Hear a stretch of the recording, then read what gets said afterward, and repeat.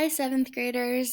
This honestly was kind of a crazy week because, we just had a snow day on Thursday, and we started writing out some notes. And with 3 of my 4 days of seventh graders, we were able to work through those notes or the start of those notes. And then I knew that I'd be making a video with the end of those notes, but I'm actually not able to be there on Friday just with having appointments and things to help out with my family. So I'm not going to be there on Friday. And so I was thinking, oh my goodness, I need to share like the beginning of these notes with my last few classes of my 4th day of the week, seventh graders, who didn't even get to start those notes. So I just wanted to spend a little bit of time kind of explaining our direct instruction for this week. So when you're looking at the screen right now, the main thing that I want to show from this Google Doc is the green section. Okay, when you click in to Google Classroom and you go to our daily American history lessons / playlist for this week, October 19th through the 22nd, you'll see that we have 3 colors on our playlist: green, pink, and yellow. The green is our direct instruction. So this is my attempt at making sense of those notes that some of my groups started and then some of my groups still have yet to start. And so wherever you left off, I want you to pick up and make sure that you have included your notes, or have included these ideas in your notes.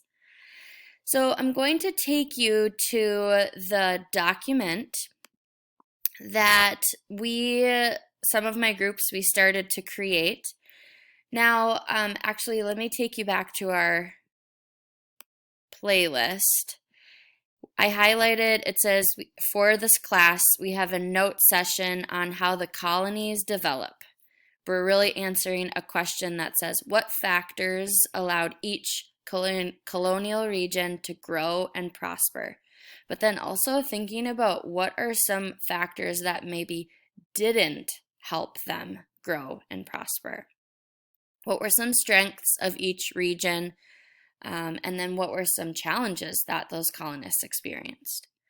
So something that I just have highlighted here, it says, please take these notes into your Q1 notes page. So for my groups that don't have any notes in there yet, remember that you're able to find your notes, your Q1 notes in Google Classroom. You click into our class, you look under classwork, and it's right in this quarter notes area.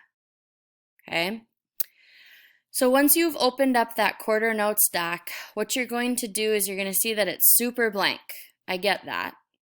So what I want you to spend a little bit of time doing right now, and listen to these instructions very carefully, is once you have the Q1 notes doc open all the way in Google Docs, not just in the preview setting, you'll be able to edit your Q1 notes. In the upper right-hand corner, there is a plus button of your document. And I want you to hit that plus button, and I want you to click Insert Table. Once you click Insert Table, it's going to ask you how many columns and how many rows you want.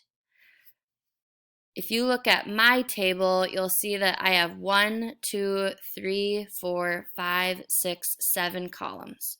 So I'd like you to have 7 columns in your table.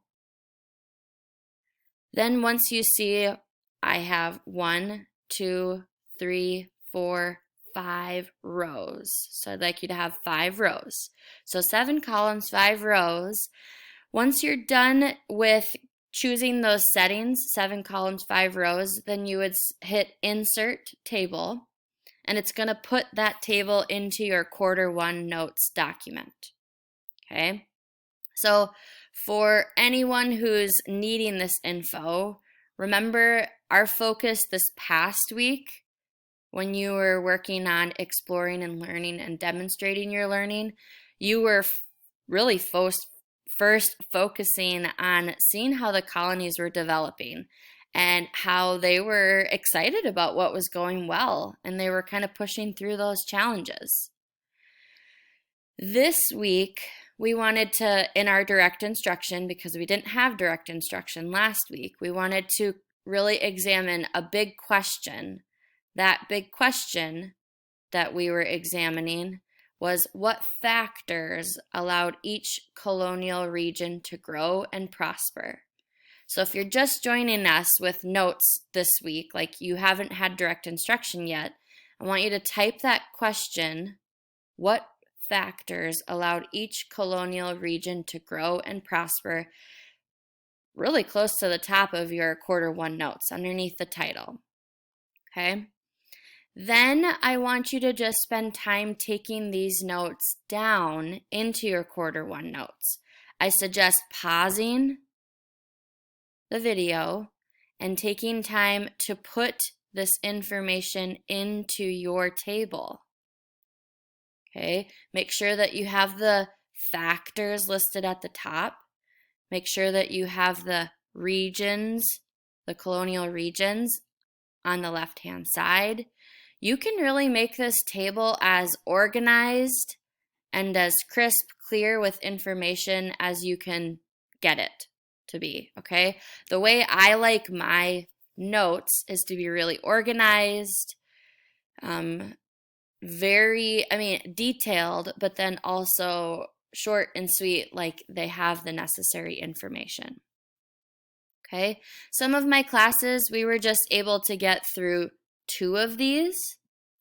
Some of my classes, we were just able to get through 3 of these. And some of my classes, we haven't even started because we had a snow day and I'm not there on Friday.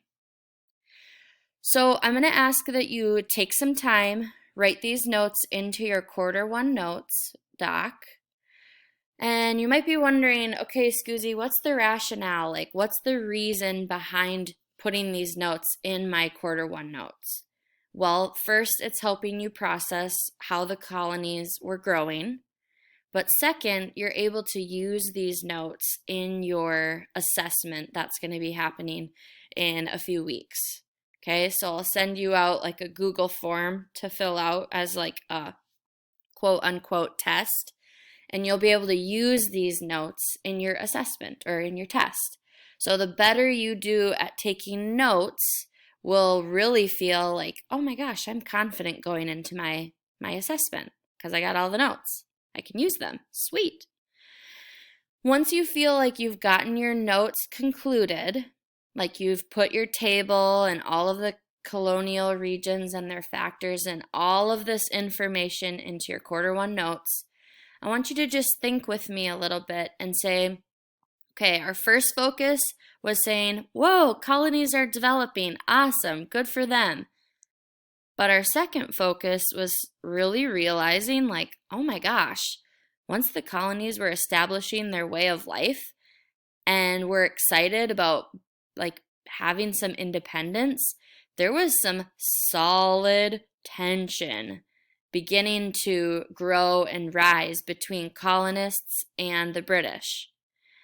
And I thought to myself when I was making this little Google Doc, I said, Scoozy, imagine having people from across the ocean trying to tell you how to live. And I was like, gulp, no thanks.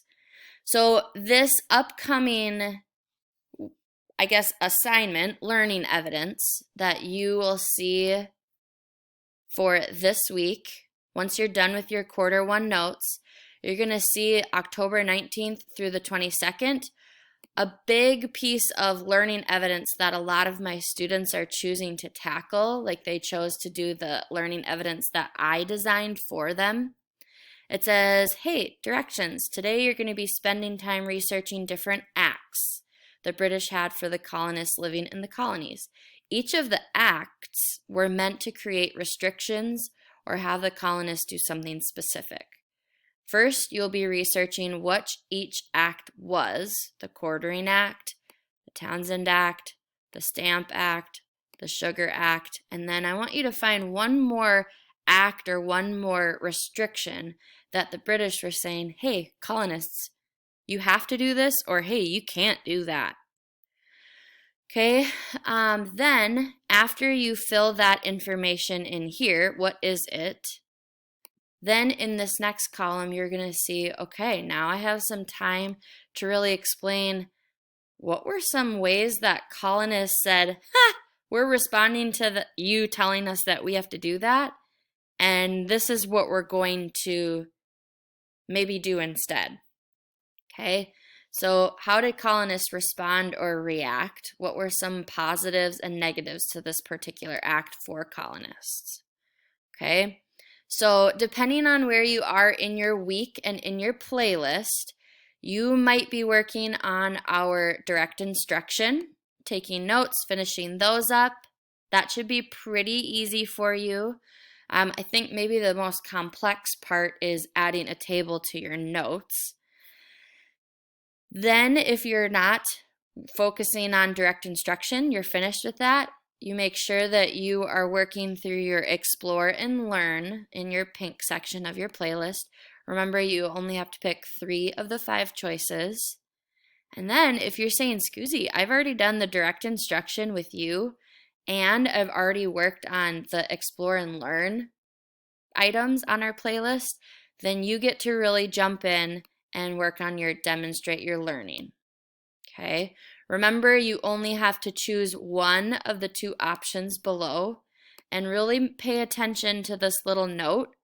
It says, hey, if you do choose to design your own learning evidence for this week, please, please, please open up that doc that I assigned on Google Classroom.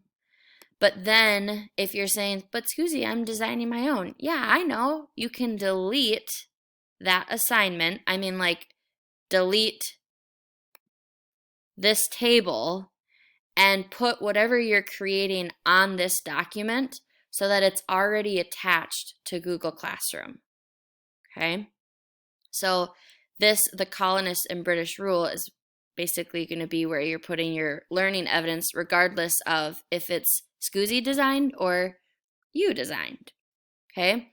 I will have my computer close to me tomorrow at different times of the day.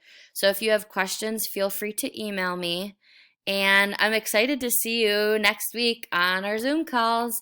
I'll be sure to get you more information about that as the weekend progresses.